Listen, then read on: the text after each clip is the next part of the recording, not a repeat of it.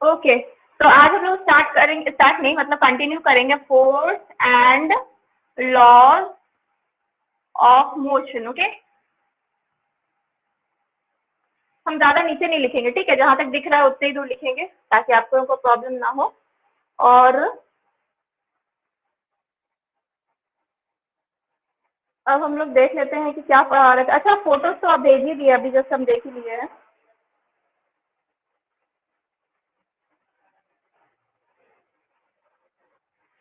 चलो स्टार्ट करते हैं, ठीक है।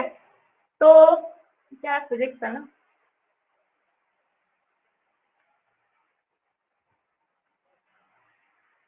अब हम लोग स्टार्ट करेंगे।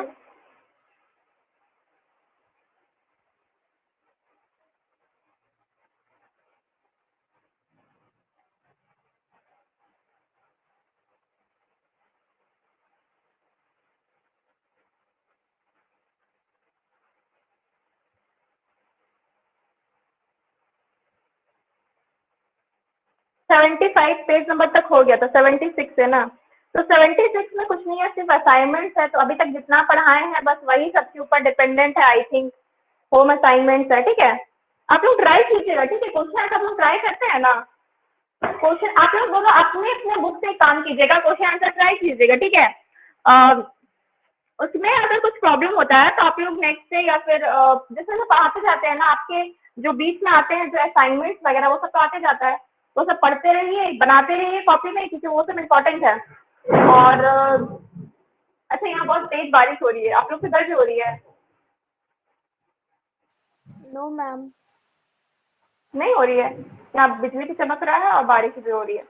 तो खैर, यहाँ पे भी हो फिफ्टी रहा है। सिक्स वहाँ पे भी। तो आपका पेज नंबर ठीक है, इसको हम देखते हैं, टाइम बचेगा तो एक दो न्यूमेरिकल बताएंगे, फिर से कुछ बताए थे पहले भी। पेज नंबर पेज नंबर बहुत ब्लर आया, 76। 76 के बाद वाला पेज नंबर कौन सा है? मैम 77 है। 77? ये तो मेरे को लिख नहीं रहा है, 77 कौन सा? मैम 77? 77 में लिखा है हाँ न्यूटन्स हाँ, मिल थर्ड गया, लॉ ऑफ 77, मोशन। ठीक है ठीक है, न्यूटन का लॉ ऑफ मोशन। एक्चुअली हम लोग वहीं से स्टार्ट करने वाले, पेज नंबर 77 से, न्यूटन का थर्ड लॉ ऑफ मोशन, ठीक है। Newton third law of motion, ठीक है। एक्चुअली न्यूटन का थर्ड लॉ ऑफ मोशन होता क्या है? दिस इज नथिंग, जस्ट आपका इक्वल एंड अपोजिट रिएक्शन होता है। एवरी एक्शन का क्या होता है? इक्वल एंड अपोजिट रिएक्शन होता है। फॉर एग्जाम्पल, अब हम लोग क्या कर रहे हैं, सपोज इस चौक से हम यहाँ पे लिख रहे हैं, तो एक सिंपल एग्जाम्पल दे रहे हैं। तो चौक से जो लिख रहे हैं ना, तो ये चौक से हम क्या लगा रहे हैं? फोर्स लगा रहे हैं। तो क्या ये ब्लैक बोर्ड भी इस चौक पे फोर्स लगा रहा है? तो ऑब्वियसली हाँ, ये ब्लैक बोर्ड भी इस चौक पे फोर्स लगा रहा है, क्योंकि हम ये चौक इस ब्लैक बोर्ड पे फोर्स लगा रहा है। तो चौक ब्लैक बोर्ड पे फोर्स लगा रहा है, तो ब्लैक बोर्ड भी चौक पे फोर्स लगा रहा है। दैट मीन्स इस वजह से क्या होता है ना, कि हम यहाँ पे लिख पा रहे। मान लो कि अगर ये फोर्स ना लगाए, सिर्फ हम फोर्स लगाएंगे, तो ये पॉसिबल नहीं है लिखना, ठीक है। इसके अलावा और भी बहुत सारी चीजें हैं, जैसे कि आप किसी को, अगर आप किसी को थप्पड़ मारते हैं, ठीक है, तो बोला जाता है कि थप्पड़ जब आप मार रहे हैं, थप्पड़ जब आप मार रहे हैं, तो आपके हाथ, जिस जो भी मारता है उसके हाथ में भी थोड़ा चोट आता है, ठीक है। सिर्फ उसको चोट नहीं आता है जिसको आप मार रहे हैं, तो आपके हाथ में जो चोट आता है ना, वो आप जिसको मार रहे हैं उसका आपका रिएक्शन होता है, ठीक है। ये थप्पड़ वाला चीज थोड़ा इजीली मतलब समझ में आ जाता है, इससे एग्जाम्पल दिए। और इसके अलावा भी बहुत सारी चीजें, जैसे कि हम वॉल को पुश कर रहे हैं, तो वॉल को पुश करने की कोशिश कर रहे हैं, तो वॉल भी मुझे उतना ही फोर्स के साथ पुश। और एक चीज, इक्वल एंड अपोजिट फोर्स रहता है, ठीक है। ऐसा नहीं है कि वो मुझे हल्का मारेगा। हम जितने फोर्स के साथ वॉल को पुश कर रहे हैं, सपोज इस वॉल को पुश कर रहे हैं, तो वॉल भी मुझे उतने ही फोर्स के साथ पुश करता है, ठीक है। लेकिन ये वॉल हिलता क्यों नहीं है? क्योंकि ऑब्वियसली इस वॉल को हिलाने के लिए जितना फोर्स जरूरत होता है उतना मेरे पास है नहीं, इस वजह से ये वॉल नहीं हिलता है। अगर हम उतना फोर्स लगा लेते हैं तो ये वॉल ऑब्वियसली हिलेगा, ठीक है। ये चीज है इक्वल एंड, तो इसका एक सिंपल सा लाइन है, to every action equal and opposite reaction, ठीक है। यही आपका न्यूटन का थर्ड लॉ कहा जाता है। न्यूटन का थर्ड लॉ सबसे इजी होता है और बहुत लंबे समय तक याद रहता है। आपको अगर एक दो साल बाद भी पूछा जाए न्यूटन का थर्ड लॉ बताइए तो बता देंगे, लेकिन अगर बोला जाए सेकंड लॉ बताइए या फिर फर्स्ट लॉ बताइए, तो मे भी आप भूल सकते हैं, ठीक है। लेकिन थर्ड लॉ बहुत लंबे समय तक याद रहता है क्योंकि बहुत ही सिंपल है, इजी है। तो अब हम देखते हैं एक्चुअली इसमें जो आप लोग ये काम कीजिए। Newton first law of motion gives the definition of force, Newton second law of motion gives the method of measuring force, and Newton third law of motion describe the force acting between two object. तो Newton का जो तीनों law है ये हम क्यों बोलते हैं कि ये न्यूटन लॉ ऑफ मोशन है, क्योंकि ये फोर्स से पूरा इर्द गिर्द रहता है। यानी कि न्यूटन का फर्स्ट लॉ क्या बताया कि न्यूटन का फर्स्ट लॉ बताया कि व्हाट इज फोर्स, ठीक है, फोर्स क्या है। न्यूटन का सेकंड लॉ क्या बताया कि मेजर कैसे करते हैं फोर्स को, ठीक है। पहला फोर्स डेफिनेशन दिया, दूसरा मेजरमेंट दिया, और तीसरा जो लॉ है वो ये बताता है कि दो ऑब्जेक्ट के बीच में न्यूटन का लॉ कैसे काम करता है, ठीक है। सपोज हम इसमें लिख रहे हैं तो ये चॉक और ब्लैकबोर्ड के बीच में न्यूटन का लॉ किस तरह से काम कर रहा है, ठीक है। तो ये चीज क्या हो जाता है आपका, ये चीज आपकी हो जाती है कि न्यूटन के लॉ कैसे काम करते हैं, ठीक है। इसके बाद आपका न्यूटन का थर्ड लॉ ऑफ मोशन, आप लोग अंडरलाइन कर लीजिए वो लाइन जहां पे डार्कली लिखा हुआ है, to every action there is an equal and opposite reaction, ठीक है। To every action there is an equal and opposite reaction, और action and reaction forces act on different bodies. जो डार्कली लिखा हुआ दो लाइन का उसको अंडरलाइन कर लीजिए, that is the definition of Newton third law of motion, okay. अब आपको बताएगा न्यूटन का थर्ड लॉ ऑफ मोशन का एक्सपेरिमेंट बताया जाएगा, ठीक है। अब जब ध्यान से देखिए एक्चुअली किया क्या है, अंडरलाइन कर लिए ना जो चीज हम बोले। अनुष्का आप एक काम कीजिएगा, आपका ऐसे भी कंप्लीट ये चैप्टर तो आपका इसके साथ ही कंप्लीट हो जाएगा, जितना भी एग्जांपल्स वगैरह अप्रॉक्स आपका सेम ही रहने वाला, ठीक है। कुछ अगर ऐसा टॉपिक है जो आई थिंक इसका ये लास्ट टॉपिक है, तो ये खत्म होने के बाद आप अपने बुक में देख लीजिएगा, कुछ ऐसा टॉपिक है जो पढ़ाए अभी तक नहीं है और वो आपकी बुक में है, तो आप एक काम कीजिएगा, आप उसके पिक्चर सेंड कर दीजिएगा मुझे, ठीक है, नेक्स्ट क्लास तक। तो काम करेंगे उससे कंटिन्यू करवा लेंगे, ठीक है। अदरवाइज तो फिर मैथ्स पे मूव करेंगे, ठीक है, अदरवाइज, ठीक है। अगर आपका सब कुछ वैसा ही है तो ठीक है। तो स्नेहा का बुक तो ऐसे भी कंप्लीटेड है क्योंकि उसका बुक से ही ले रहे हैं, आपका बुक में देख लीजिए कुछ एक्स्ट्रा बचा होगा, तो आई डोंट थिंक बचा होगा फिर भी।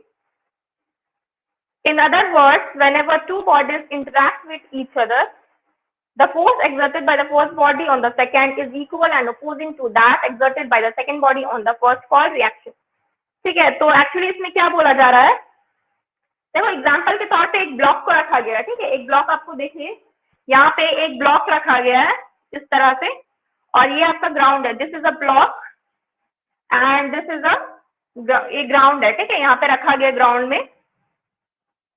तो एक्चुअली होता क्या है ना, रिएक्शन और एक्शन दो चीजें हैं।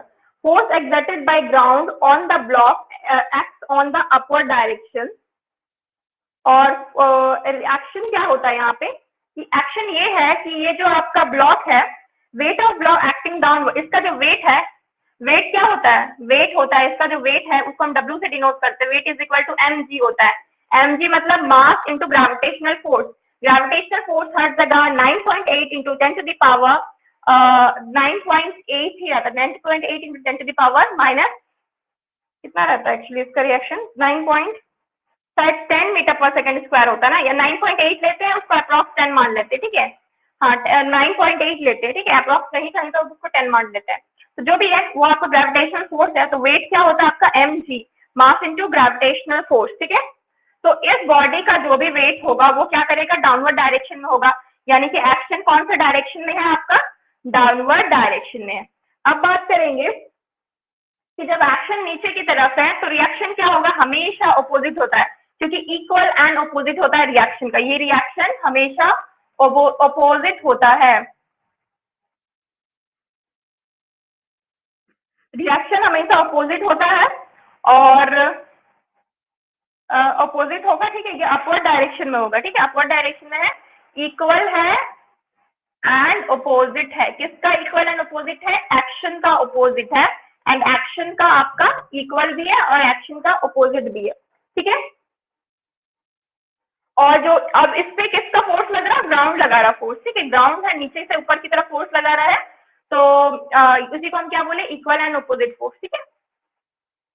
अब बोलेंगे ये उड़ क्यों नहीं जाता है, उड़ इसलिए नहीं जाता है क्योंकि ऑब्वियसली इसका वेट ज्यादा होता है, ठीक है, इतना फोर्स नहीं लगाता है कि उड़ जाए, लेकिन इक्वल एंड अपोजिट फोर्स लगाता है। बहुत सारी चीजें उड़ती भी है, जैसे कि आप पंख वगैरह कोई भी चीज देखेंगे उड़ जाती है, तो जिसका वेट कम होता है उसके हिसाब से उसका काम होता है, ठीक है, वेट कम होता है, लेकिन इसमें क्या है, ऑब्वियसली वेट ज्यादा है, इस वजह से ये नहीं उड़ती है। तो ये चीजें हैं, ब्लॉक का एग्जाम्पल तो दे ही दिया, सब में एक्चुअली सेम ही चीज लिखा होगा। For example a block when placed in a ground, वही चीजें जो भी हम बताएं, due to the attraction of earth. ये नीचे की ओर क्यों आता है, क्योंकि रीजन आप दे सकते हैं ग्रेविटेशनल फोर्स, ठीक है, ग्रेविटेशनल फोर्स की वजह से नीचे आता है। The ground exerted on equal opposite force, ground भी उसी डायरेक्शन अपवर्ड की तरफ रिएक्शन लगाता है, ठीक है, इक्वल एंड अपोजिट रहता है। तो अब जो आपका ये जो पूरी तरह से ये जो आपका एक्सपेरिमेंट हुआ, इससे क्या आपको पता चलता है, तो इससे कंक्लूड करते हैं कि दोनों जो एक्शन एंड रिएक्शन फोर्स है वो आपका क्या है, दोनों ही एक्शन और रिएक्शन दोनों ही क्या है, फोर्स है। एक्शन भी एक टाइप का क्या है, फोर्स है, और रिएक्शन भी एक टाइप का क्या है, फोर्स है। पहला पॉइंट तो ये निकला। दूसरा point, action and reaction act simultaneously but on different bodies, different body. In case of ground and the block are two different bodies on which the action and reaction act simultaneously. तो action और reaction एक तो दोनों force है, ये conclude किए। पहला point क्या कंक्लूड किए कि दोनों फोर्स है, ठीक है। दूसरा पॉइंट क्या कंक्लूड कर रहे हैं कि जो एक्शन और रिएक्शन है ना वो दो डिफरेंट बॉडीज पे लग रहा है। फॉर एग्जांपल एक्शन आपका ग्राउंड पे लग रहा है, क्योंकि ये बॉक्स क्या किया हुआ, ग्राउंड के ऊपर रखा हुआ था। एक्शन किसके ऊपर लगा है, ग्राउंड पे। लेकिन रिएक्शन जब ऊपर की तरफ जा रहा है तो ये किस पे लग रहा है, बॉक्स पे। तो दो अलग अलग बॉडी है, ठीक है। एक आपका हो गया ग्राउंड, एक आपका ग्राउंड हो गया जिसपे एक्शन लग रहा है, और एक आपका ब्लॉक हो गया जिसपे रिएक्शन लग रहा है। और पहला में क्या था कि आपका एक्शन एंड रिएक्शन दोनों ही एक टाइप का फोर्स होता है, ठीक है। ये दो चीज कंक्लूड किए। थर्ड चीज क्या कंक्लूड कर रहे, the magnitude of force F A B exerted by the body A on a body B is equal to the magnitude of the force B exerted by the body B on body A, but they are opposite in direction. In case the magnitude of the force of block earth exerted by the block on the earth is equal to the magnitude of earth block exerted by the earth on this direction and the upward direction react on opposite. Actually इसमें भी कुछ नहीं बोला गया, इसमें बस ये बोला गया, देखो अगर कभी भी एफ ए बी लिखा रहता है, ठीक है, ये चीज ध्यान से सुनिएगा। एफ ए बी अगर लिखा रहता है मतलब कि फोर्स जो है ना वो किसके थ्रू लग रहा है। तो अगर आपका मान लीजिए आपका कहीं भी ए बी रहता है तो इसका मतलब जो फोर्स है ना वो ए के थ्रू लग रहा है। फोर्स किसके थ्रू लग रहा है, ए के थ्रू लग रहा है, और जिस पे फोर्स लग रहा है वो बी पे, ठीक है। फोर्स लगता किस पे है, बी पे, लगाता कौन है, ए। लेकिन अगर हम एफ बी ए लिखते हैं तो मतलब जो पहले आता है वो मतलब फोर्स लगा रहा है, और जो दूसरा बार आता है उसमें फोर्स लग रहा है। ये चीज समझना है। जब भी हम इस तरह से कोई भी चीज एफ के साथ हम ए बी अगर लगाते हैं तो मतलब फोर्स लग किस में रहा है, तो बी में लग रहा, लगा कौन रहा है, तो ए लगा रहा है, ठीक है। समझ में आ रहा है, मतलब समझो विक्टिम आपका कौन है, बी है, और लगा कौन रहा है आपका, ए, ठीक है। और अगर वाइस वर्सा लिखते हैं तो ये आपका उल्टा हो जाएगा, जैसे कि एफ बी ए, ठीक है, ये आपका बी लगा रहा है, किस पे लगा रहा है, तो ए पे लगा रहा है। अब उसी तरह से यहाँ पे बात करते हैं। मान लो ये जब नीचे है, नीचे डायरेक्शन में आपका फोर्स है, ठीक है, तो यहाँ पे फोर्स किस पे लग रहा है और कौन लगा रहा है। तो हमको पता है नीचे की तरफ फोर्स कौन लगा रहा है, ब्लॉक लगा रहा है, तो जो लगाता है उसको हम पहले लिखते हैं, और कॉमा जो आपका जिस पे लग रहा है, लग किस पे रहा, ग्राउंड पे लग रहा है, तो उसको हम क्या लिखेंगे, अर्थ, ठीक है, उसको हम बाद में लिखेंगे। लेकिन ऊपर की तरफ आपका जो फोर्स है उसमें लग किसको रहा है, तो ब्लॉक को लगा कौन रहा है, तो ये आपका ऊपर की तरफ आपका अर्थ लगा रहा है, लेकिन लग किस में रहा है, तो ब्लॉक में लग रहा है, ठीक है। तो ये चीज हम लिख तो दिए। अब आपका ये दोनों इक्वल होता है, ये जो आपका फोर्स हम यहाँ पे बी और ई लिखते हैं, ठीक है, जैसे बी और ई जो नीचे है, नीचे डायरेक्शन में है, तो हम इसको नीचे डायरेक्शन शो कर, इज इक्वल टू एफ ऊपर वाला, यानी कि ई अर्थ, ई से अर्थ है और बी से ब्लॉक है, ये आपका ऊपर डायरेक्शन में। तो ये दोनों क्या होगा, आपका इक्वल होगा, अपोजिट होगा, अपोजिट डायरेक्शन है, एक नीचे एक ऊपर, लेकिन दोनों ही आपका इक्वल फोर्स है। ओके, यहाँ तक क्लियर है। नीचे वाला दिख रहा है चीज, नीचे वाला पार्ट दिख रहा है यहाँ पे जो लिखे है, नो मैम, क्लियरली तो नहीं दिख रहा। नहीं दिख रहा है। ये अर्थ और ये तो कहाँ तक दिख रहा है आप लोगों को, देख लो, दिख रहा है ना। बस और कुछ लिखे नहीं है, ऊपर मिटा के अब लिखेंगे, ठीक है। बस हम इतना बोल रहे हैं कि ये आपका जो फोर्स, देखो हम यहाँ पे लिख देते हैं जो चीज नीचे लिखे, देखो अर्थ और ब्लॉक है, ठीक है, अर्थ और ब्लॉक है, हम ई भी लिखते हैं, ठीक है। ये किस डायरेक्शन में, ऊपर की डायरेक्शन में, इसलिए हम ऊपर का साइन दिए, इज इक्वल टू फोर्स आपका बीई, यानी कि बी पहले फिर ई बाद में, तो मतलब बीई जो है ये आपका नीचे के डायरेक्शन में। तो हम बोल रहे हैं कि दोनों का फोर्स क्या इक्वल है। इसमें अर्थ लगा रहा है फोर्स किससे, ब्लॉक पे, इसमें ब्लॉक लगा रहा है फोर्स अर्थ से। बस इतना, थर्ड पॉइंट कंक्लूड हुआ, यही थर्ड पॉइंट है आपका।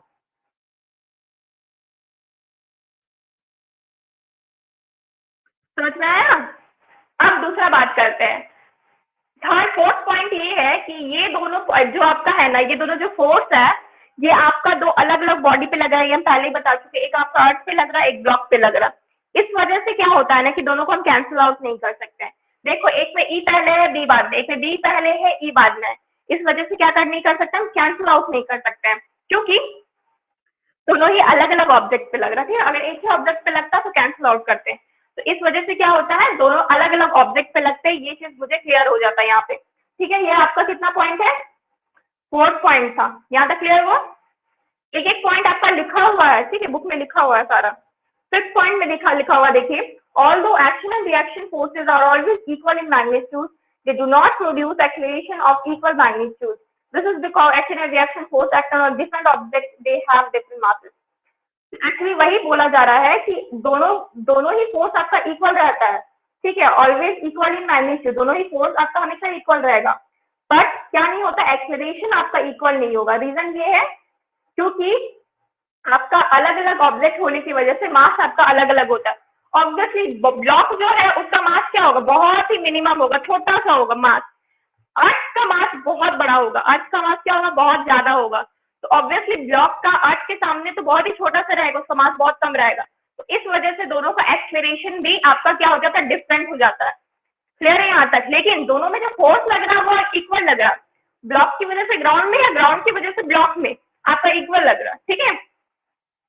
अगर मान लो इक्वल ना लगे और अर्थ जो है ये अपना पूरा वेट इस ब्लॉक पे दे दे, तो ब्लॉक तो चपटा हो जाएगा ना। इतना जो ब्लॉक आपका दिख रहा है तो इससे तो और भी प्रॉब्लम होगा। इतना जो घर सब कोई बनाता है, पेड़ पौधा कोई भी चीज है, अगर अर्थ भी अपना पूरा मास, पूरा अपना जितना भी वेट है वो उस ऑब्जेक्ट पे लगा दे जिसपे जो उसके ऊपर लगा रखा हुआ है, तब तो कुछ बचेगा ही नहीं दुनिया में, क्योंकि अर्थ से बड़ा ज्यादा मास तो लगभग किसी का भी नहीं हो जो इसका जो अर्थ में है, अर्थ से ज्यादा मास तो नहीं रखता होगा ऑब्वियसली कोई भी ऑब्जेक्ट। समझ में आ रहा है चीजें। हाँ यस मैम। हम क्या कह रहे हैं देखिएगा, फिर से सुनिए। अर्थ जो है, अर्थ के ऊपर बहुत सारे ऑब्जेक्ट है, सारे ऑब्जेक्ट तो अपने मास के अनुसार अपना वेट दे रहे हैं ना अर्थ पे। अगर अर्थ भी आपका इक्वल एंड अपोजिट ना लगा करके अपना जितना मास है, अपना जितना वेट है वो उस ऑब्जेक्ट पे देने लग जाए, तब तो कोई भी ऑब्जेक्ट इस अर्थ पे रह ही नहीं सकता है, क्योंकि अर्थ का मास तो सबसे ज्यादा होगा ऑब्वियसली। तो कोई भी चीज, कोई भी आपका लिविंग थिंग हो या नॉन लिविंग थिंग हो, कोई भी एग्जिस्ट ही नहीं करेगा आपका पूरा अर्थ में।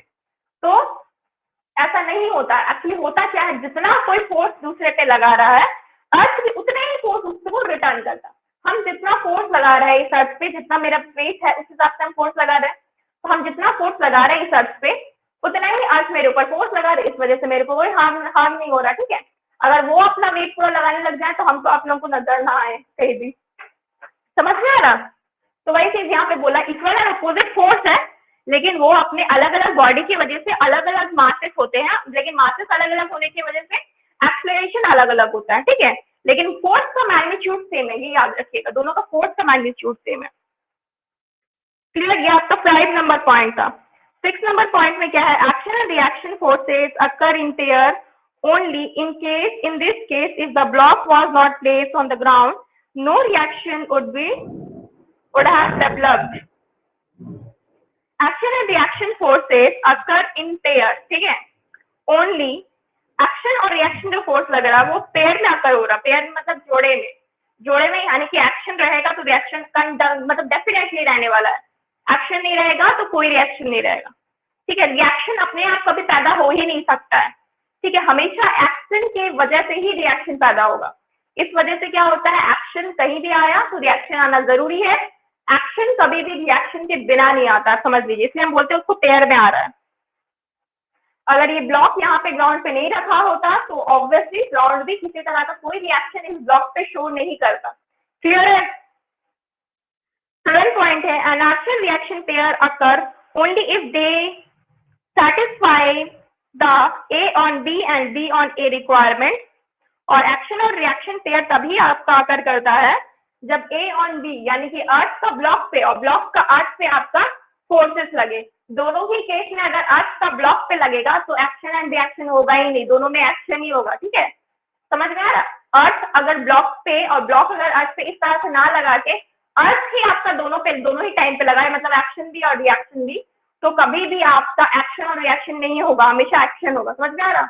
इसलिए हमेशा ऑब्जेक्ट अलग अलग होता है, एक्शन भी अलग ऑब्जेक्ट करता है और रिएक्शन भी अलग ऑब्जेक्ट करता है। फिर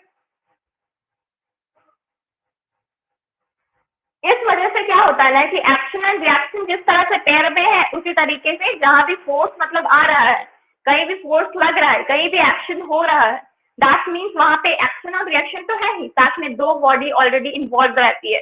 विदाउट टू बॉडी कोई भी एक्शन या रिएक्शन काम नहीं करने वाला। तो ये आपका हो गया आपका न्यूटन का थर्ड लॉ ऑफ मोशन। हम सारे पॉइंट्स इसके जो कंक्लूजन के साथ है वो क्लियर कर चुके हैं अभी तक। कोई प्रॉब्लम है इन पॉइंट्स में तो बता सकते हैं, या कोई कुछ पूछना है तो आप लोगों में से कोई भी, क्योंकि अब इसका एक्सपेरिमेंट होगा आई थिंक, और कुछ खास ज्यादा बचा नहीं है।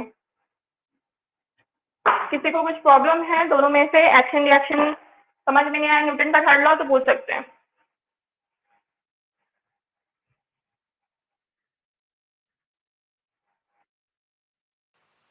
No ma'am.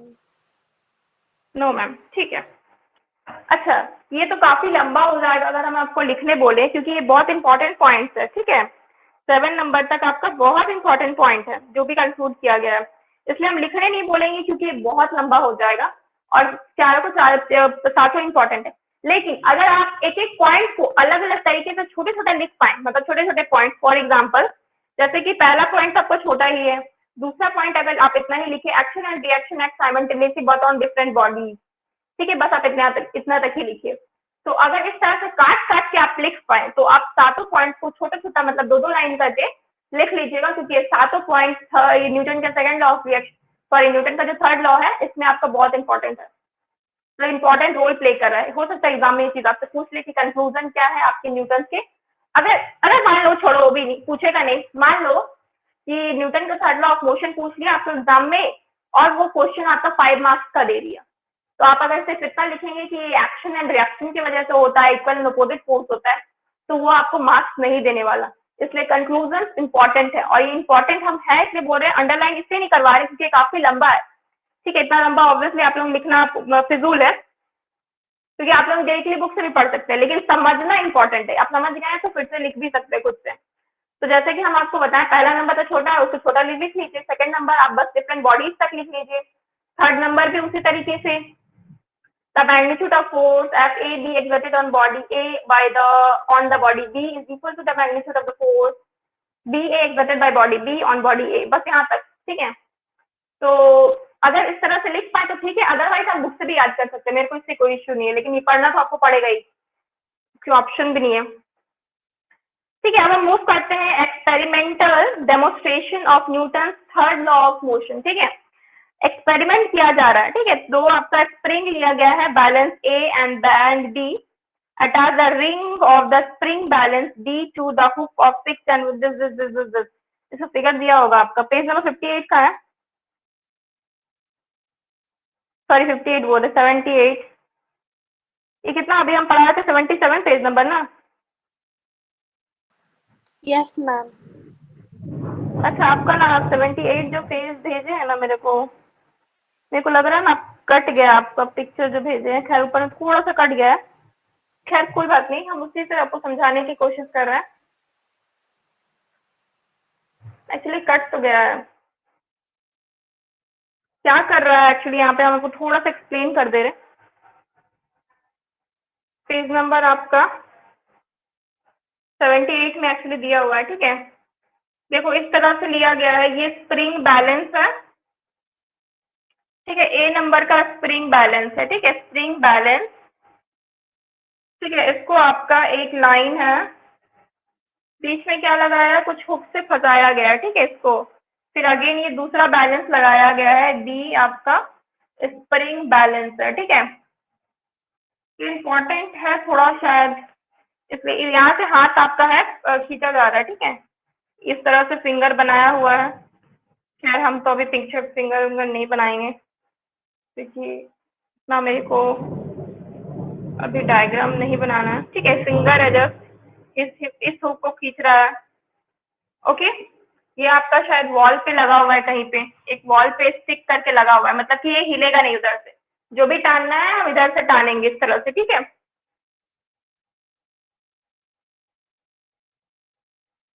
ओके, कुछ इस तरह से बना हुआ है चीजें, ठीक है। तो इसमें एक्चुअली क्या है, एक्चुअली क्या बोला जा रहा है, कहाँ से लगे आपका। तो न्यूटन का था take two similar spring balance, हम दो स्प्रिंग बैलेंस ले लिए, एक आपका ए, दूसरा आपका spring balance that is B. Attach the ring of spring balance D to the hook fix at the wall. D का जो बैलेंस है उसको हम वॉल में क्या कर दिए, पूरी तरह से फिक्स कर दिए, मतलब कि ये हिलने वाला नहीं है, ठीक है। फिक्स कर दिए, उसके बाद balance A to the hook of spring balance B, और एक का जो हुक है उसको हम बैलेंस बी के स्प्रिंग से क्या कर दिए, अटैच कर दिए यहाँ पे, ठीक है। और यहाँ पे इसको खुला छोड़े हुए हैं जहां से हम टान सके। पुल द रिंग, जैसे ही रिंग को खींचते हैं, pull the ring the spring balance A gently to the left. जैसे ही आप ये करेंगे, इसको खींचेंगे, तो ये जो आपका बैलेंस ए नंबर जो बैलेंस है, ये क्या होगा, लेफ्ट की तरफ मूव करेगा, ठीक है। ऑब्वियसली इस डायरेक्शन में मूव करेगा, क्योंकि यहाँ पे तो स्प्रिंग लगा हुआ है, ठीक है।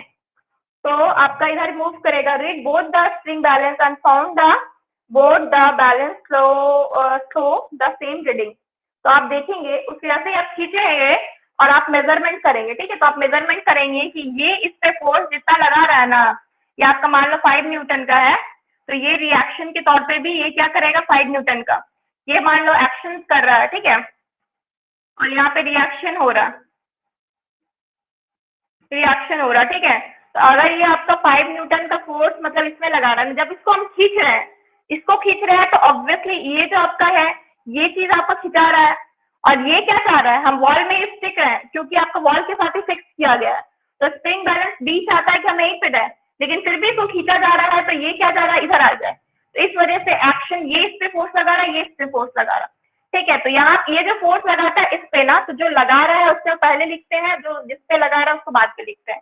तो जिस पे लगा रहा है, जो लगा रहा है, इसमें ए लगाता है, बी पे। तो ये आपका फोर्स इतना एक्सर्ट कर रहा है, ये आपका ये एक्सर्ट कर रहा है, ठीक है।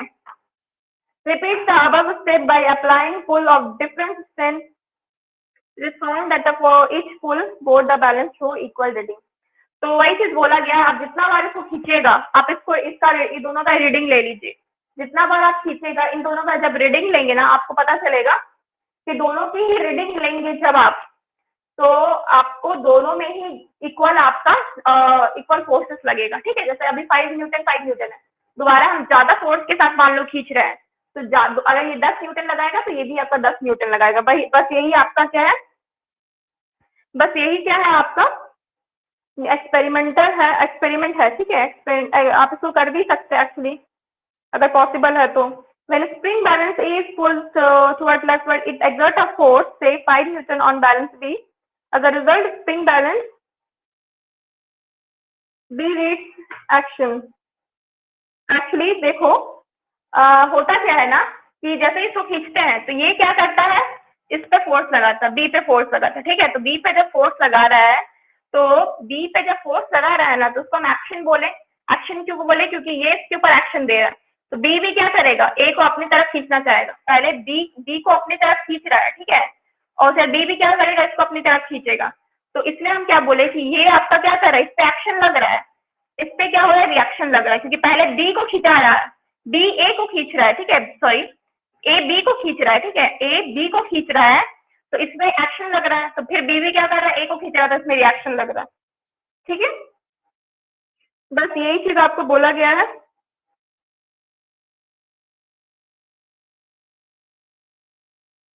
ठीक है। स्प्रिंग बैलेंस, ठीक है, अपोजिट अपोजिट डायरेक्शन, देखो दोनों का डायरेक्शन क्या अपोजिट है ऑब्वियसली, ये इसको इसकी तरफ खींच रहा है, ये इसको इस तरफ खींच रहा है, ठीक है। सिंस क्या कंक्लूजन क्या निकलता है, यही कि आपका रीडिंग हमेशा आपका सेम आएगा, दैट इज 5 न्यूटन है तो उसमें भी 5 न्यूटन, 10 न्यूटन आ रहा है तो दोनों में आपका 10 न्यूटन आएगा, ओके। उसके बाद आपको क्या बोला गया है, सो दैट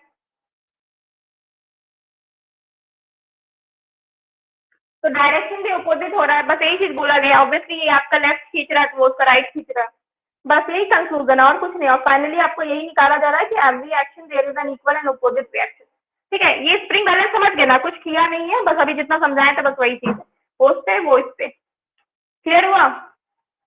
स्प्रिंग वाला एक्सपेरिमेंट क्लियर हुआ? उसके बाद आपको बस एग्जाम्पल दिया जाएगा इसके ऊपर, न्यूटन थर्ड लॉ के ऊपर बस एग्जाम्पल्स है, इसको रफ करें।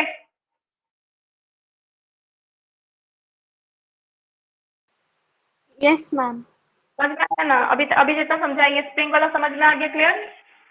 अब आपका क्या है, जस्ट एग्जाम्पल है, ठीक है। एग्जाम्पल्स है, कुछ कुछ एग्जाम्पल्स देख लीजिए आप लोग। जैसे कि पहला है कि गन जो रिकॉइल्स होता है when a shot is fired from it. Actually आप लोग देखे होंगे एक्शन रिएक्शन, आप लोग जब भी देखे होंगे गन को तो हमेशा देखे होंगे कंधे पे लेके मारते हैं, ठीक है। जो मारते हैं ना वो कंधे पे लेके मारते हैं, ठीक है। तो गन जो लंबा वाला होता है तो उसमें क्या होता है ना, तो आप लोग देखे होंगे सुने होंगे या फिर कहीं भी, तो ये कंधे पे झटका लगता है, जैसे ही गोली आगे चलती है कंधे की तरफ झटका लगता है, यानी कि जितने फोर्स के साथ गोली को आगे भेजा जा रहा है, गोली भी उतनी ही फोर्स के साथ क्या कर रही है, पीछे की तरफ आने की कोशिश कर रही है, फिर झटका दे रही है। इस वजह से कंधे पे झटका लगता है, शोल्डर पे झटका लगता है। तो वही चीज बोला गया है, when a gun is fired, जब गन को फायर किया जाता है, the bullet goes out due to the force applied on it is through trigger. This is action. The bullet exerted the equal and opposite reaction force. The gun recoils. This gives a backward jerk into the shoulder of the person who is shooting. ठीक है, वही चीज बोला गया है कि जब trigger करते हैं ना, मतलब कि जब पिस्टल या गन रहता है उसमें जब हम ट्रिगरिंग करते हैं तो गन का जो गोली बुलेट रहता है ना वो आगे की तरफ मूव करने की कोशिश करता है। तो जो आगे की तरफ मूव करता है ना तो उससे क्या लगता है, ट्रिगरिंग जो कर रहा है ना वो एक्शन दे रहे हैं।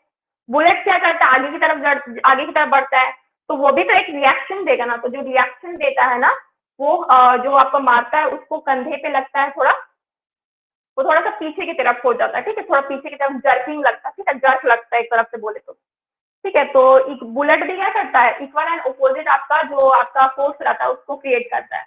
जितना बुलेट को फोर्स लग रहा है, बुलेट को ट्रिगर कर रहे हैं तो फोर्स लग रहा है, वो आगे की तरफ जा रहा है, तो बुलेट भी उतना ही आपका क्या करता है, इक्वल एंड अपोजिट आपका रिएक्शन करता है, जिसकी वजह से कंधा आपका पीछे की तरफ मूव करता है, ठीक है।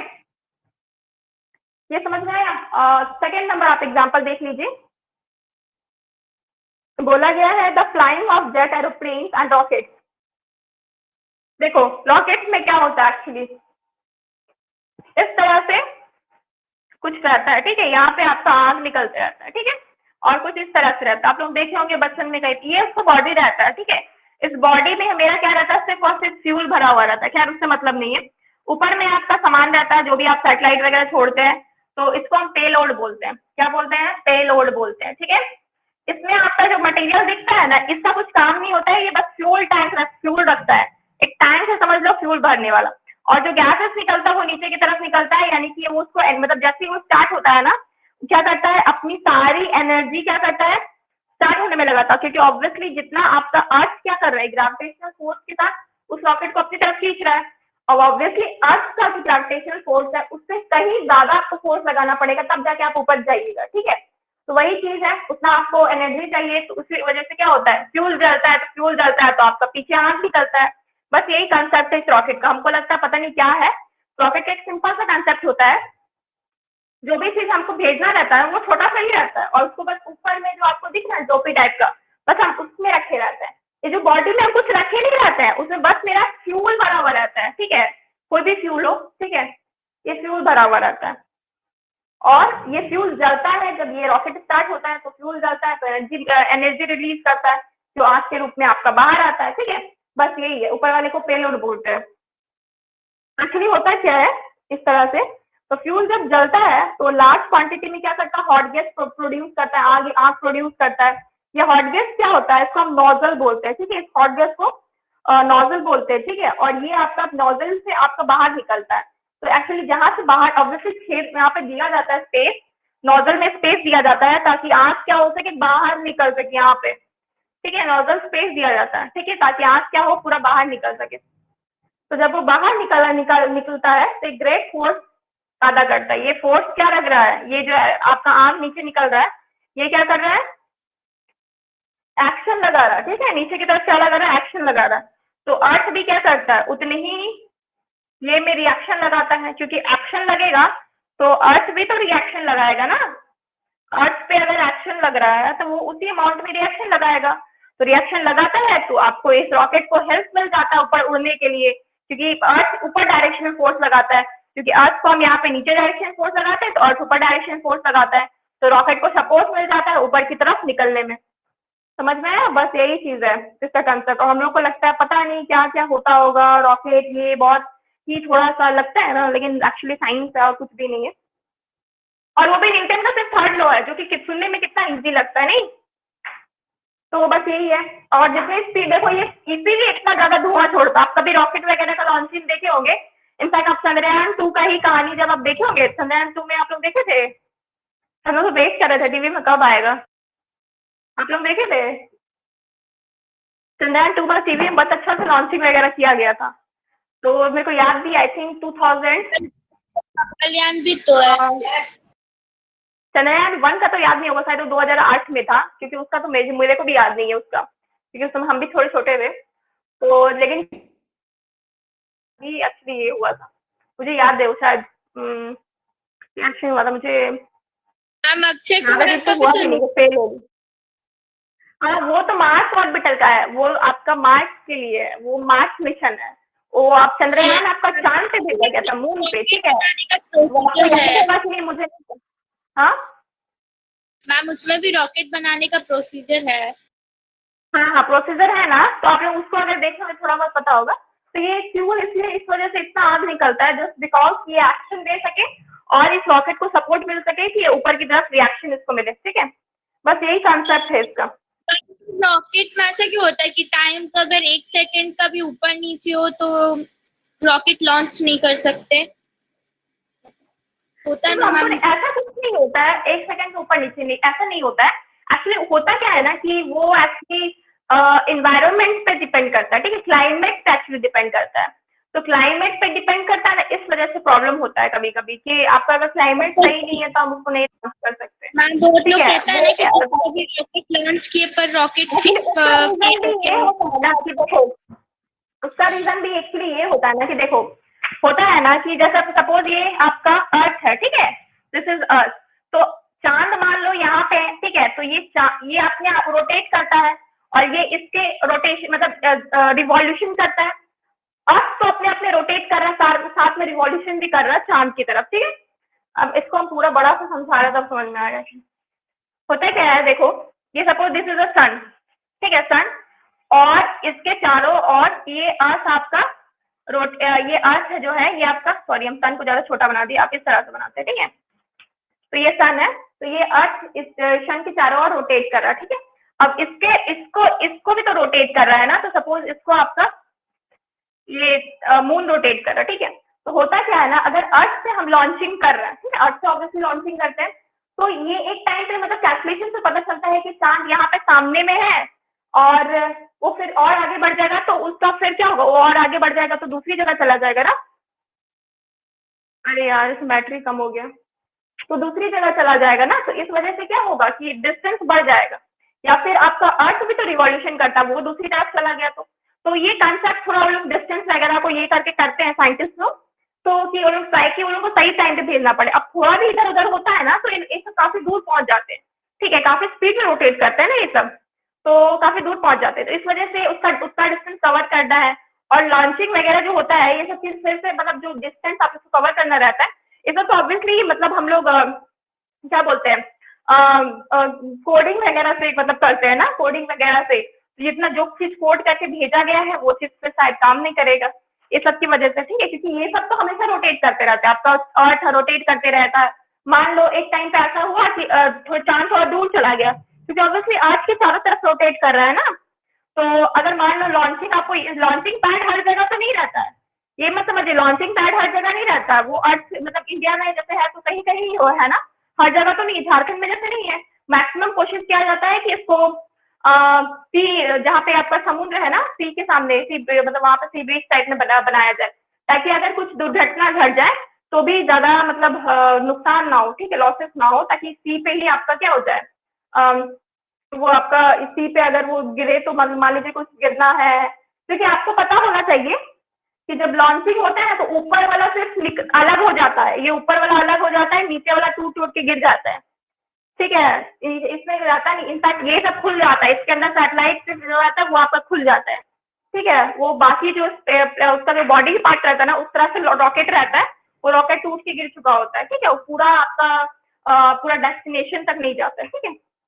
ये सब कंसेप्ट है, ठीक है, ज्यादा भी ये सब नहीं बोलेंगे वरना ज्यादा हो जाएगा, आप लोगों को बस पढ़ना है एक्शन रिएक्शन, ठीक है, ठीक है, तो ये फिर उसके बाद आपका नेक्स्ट क्या होता है ना, उसके बाद आपका नेक्स्ट है द पर्सन स्विमिंग। हाँ, स्विमिंग में भी क्या होता है, एक्शन रिएक्शन काम करता है। रीजन ये है कि जब पर्सन स्विम करता है ना, वाटर को पुश करता है बैकवर्ड डायरेक्शन में, तो बैकवर्ड डायरेक्शन मतलब हैंड को इस तरह से करता है ना, तो हैंड को इस तरह से करता है, तो हैंड क्या कर, वाटर को पुश कर रहा है, तो हैंड क्या लगाता है, एक्शन लगाता है वाटर पे, तो वाटर भी क्या लगाता है, उस बॉडी पे रिएक्शन लगाएगा, तो वो उसकी वजह से आगे की तरफ बढ़ जाता है, ठीक है,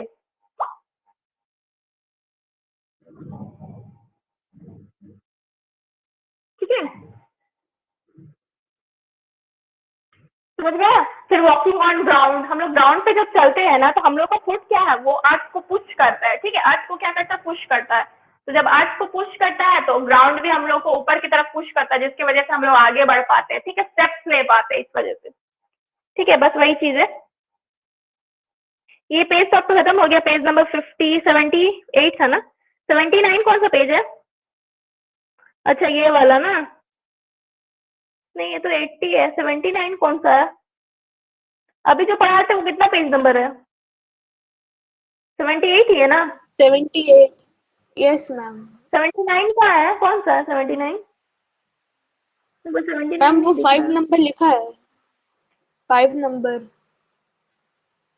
रोइंग ऑफ ए बोट करके।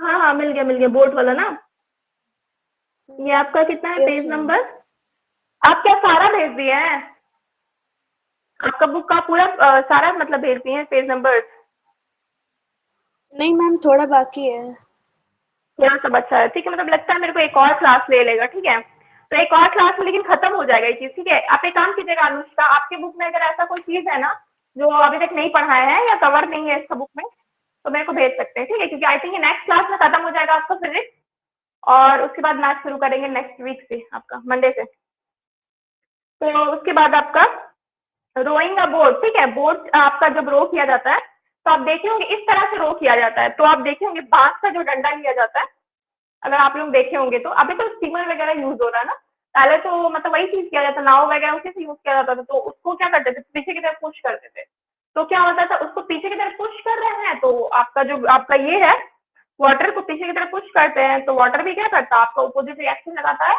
और बोट को आगे की तरफ झेलता है, ये आपका इक्वल है, आपका स्विमिंग जैसा इक्वल है ना, वैसे ही आपका स्विमिंग के से आपका इक्वल है, आपका रोइंग का बोट, ठीक है, तो इसकी वजह से क्या होता है, आगे की तरफ मतलब बढ़ता है आपका ये नाव,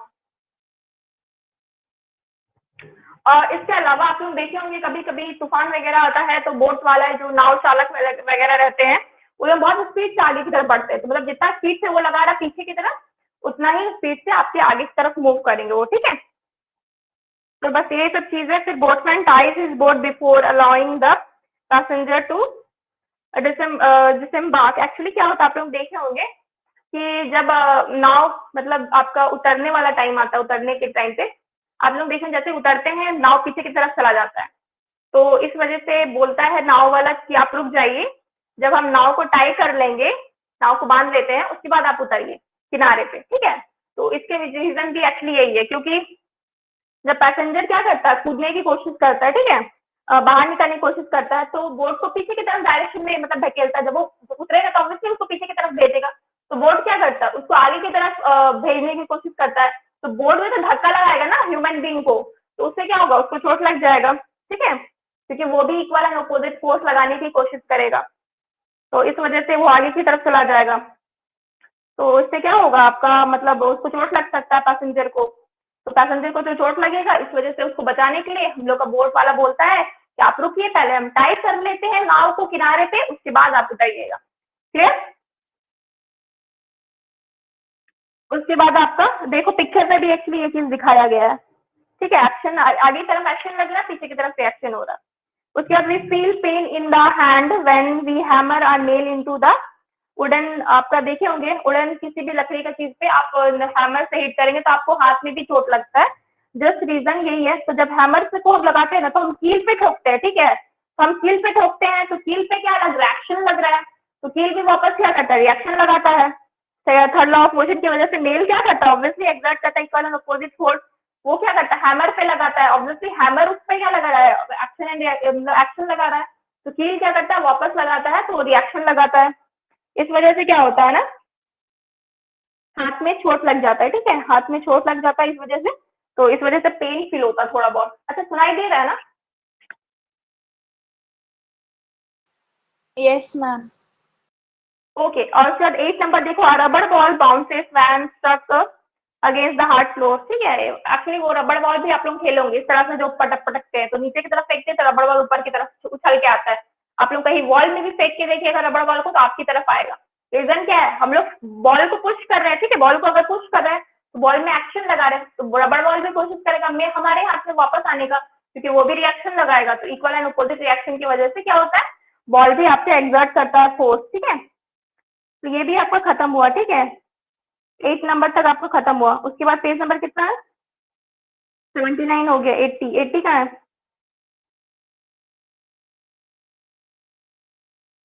अच्छा बहुत सारा चीज बचा है अभी भी, ठीक है, 80 लास्ट आपका 9 नंबर, इसको बता देते हैं, ठीक है। उसके बाद से आपका जो टेस्टिंग है न्यूटन का थर्ड लॉ, वो हम नेक्स्ट क्लास से बताएंगे। 9 नंबर में क्या है, we feel pain in our hands while pushing a wall. Wall को पुश करना, अभी हम सबसे पहला एग्जांपल वॉल को पुश करने वाला ही दिए थे, कि वॉल को जब भी हम पुश करते हैं ना तो हमारे हाथ में चोट लगता है, एक्सर्ट करते हैं हम, क्या फोर्स एक्सर्ट करते हैं, तो हमारे हाथ में चोट लगता है, फोर्स एक्सर्ट होता है, तो वॉल भी क्या करता है, हमारे हाथ में फोर्स लगाने की कोशिश करता है, इस वजह से हमें हर्ट फील होता है। टाटा वाला भी जो एग्जाम्पल दिए थे वो भी अच्छा एग्जाम्पल है, कि आप किसी को मारेंगे तो आपको हाथ में भी दर्द होगा, तो वो भी क्या होता है, एक्शन एंड रिएक्शन फोर्स की वजह से होता है। क्लियर? तो आई थिंक आपका ये खत्म हो गया है एग्जाम्पल्स एक्चुअली, ठीक है। उसके बाद टेस्टिंग है, उसके बाद कुछ आपके क्वेश्चन है, ठीक है। एक काम कीजिएगा, क्वेश्चन ट्राई कीजिएगा, ऐसे एक्शन एंड रिएक्शन पे क्वेश्चन आपके इजी इजी आते हैं। वो दिखता है बड़ा बड़ा, ठीक है, एक्चुअली होता नहीं होता हार्ड, सिंपल दिखता है। एक्चुअली देखने में आपको देख लग रहा था ना कि ये कितना बड़ा होगा न्यूटन का थर्ड लॉ, बस कुछ है नहीं। ये न्यूटन का थर्ड लॉ पढ़ने के बाद, उसके एग्जाम्पल्स पढ़ने के बाद हमको नहीं लगता आपको फिर बुक देखने का जरूरत है। आप डायरेक्टली काम कीजिएगा, ये रिकॉर्डिंग ही देख लीजिएगा एक बार फिर से, रिकॉर्डिंग ही देखने में सब कुछ रिमाइंड हो जाएगा। आप फिर उसके बाद क्या कीजिएगा, सीधा एग्जाम में बैठ जाइएगा, कोई दिक्कत नहीं है। या फिर आप लोग नोट्स जहाँ बना के रखेंगे ना उसको थोड़ा देख लीजिएगा, ठीक है। तो बहुत हार्ड हार्ड दिखता है पर होता नहीं है। तो आई थिंक यहीं तक रखते हैं आज, ठीक है। फिर टेस्टिंग न्यूटन थर्ड लॉ हम नेक्स्ट डे करेंगे, ठीक है। ज्यादा बचा नहीं है ना। आप पेज नंबर कितना चल रहा है ना, पेज नंबर 80 है ना, 89 तक पेज नंबर है ना आपका, टोटल कितना है, 87 या 88, 89? मैम 89। 89 तक है ना। तो एक काम कीजिएगा, नेक्स्ट क्लास में मेरे को पूरा भेज दीजिएगा, ठीक है। आज का तो जितना था टेस्टिंग जी यहाँ से शुरू मैम। करेंगे 80 से करके आपका 89 तक, नेक्स्ट क्लास में हम खत्म कर लेंगे फिजिक्स का। और अनुष्का आपकी बुक का सब कुछ कवर तो हो ही गया होगा मेरे ख्याल से, फिर भी अगर कुछ बचा होगा तो आप भी भेज दीजिएगा, ठीक है। जो बचा होगा बस वही टॉपिक भेजिएगा, ठीक है। वैसे इम्पल्स वगैरह सारा चीज इसमें कवर है already. Okay yes ma'am. Okay then bye for today.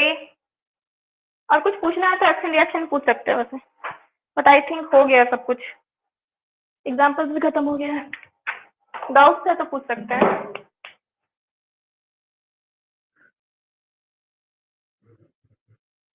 और नेक्स्ट डे से एकदम टाइमिंग में स्टार्ट कर देंगे, क्योंकि मेरे घर का पेंटिंग खत्म हो गया था। एक बहुत परेशान, अभी 2-3 दिन बस हम लोग को लगेगा शायद अरेंज करने में समय लगेगा। क्या बोल रहे हैं? मंडे वेडनेसडे और फ्राइडे 5 o'clock ना। हाँ 5 o'clock, ठीक है 5 o'clock ही आपका रहेगा Monday Wednesday and Friday. Okay, timing आप लोग हम चेंज ही कर दिया एक्चुअली। मैम अब तो प्रॉब्लम नहीं है दोनों में से किसी को? नहीं मैम प्रॉब्लम तो नहीं है, बट नेक्स्ट जो फ्राइडे होगा ना, मतलब नेक्स्ट वीक का फ्राइडे मैम, उस दिन हम हाँ क्लास नहीं करेंगे। क्यों, कुछ काम है? मैम मेरा बर्थडे है उस दिन, तो नहीं कर पाएंगे। Okay okay okay okay okay. अच्छा एक बार आ जाइएगा, हम एटलीस्ट हैप्पी बर्थडे विश अभी बोल देंगे तो फिर मतलब जल्दी हो जाएगा बहुत ज्यादा, ठीक हाँ है? ओके ठीक है। वेट, ठीक है, अगर आप नहीं भी आ पाइएगा ना तो इसको क्या आप रिकॉर्डिंग देख लीजिए, क्योंकि बर्थडे है आपका। तो अगर हम क्लास रोक देंगे मान लो तो फिर लॉस हो जाएगा एक्चुअली बहुत ज्यादा मेरे ख्याल से, क्योंकि नेक्स्ट मैम क्लास ले हम लेते हैं वही अच्छा रिकॉर्डिंग रहता है। देखेंगे। हाँ ठीक है, वही कीजिएगा, रिकॉर्डिंग देख ले, और अगर आप आइएगा थोड़ी देर के लिए तो आ सकते हैं, अदरवाइज अगर नहीं आ सकते बहुत ज्यादा बिजी है तो मैम ओके अगर टाइम अगर 5 to 6 में अगर फ्री होंगे तो आ ही जाएंगे। ओके, अगर फ्री होंगे तो आ रहिएगा, नहीं होगा तो इट्स ओके, और कोई दिक्कत नहीं मेरे को, ठीक है? Okay, then bye okay bye. Bye bye ma'am.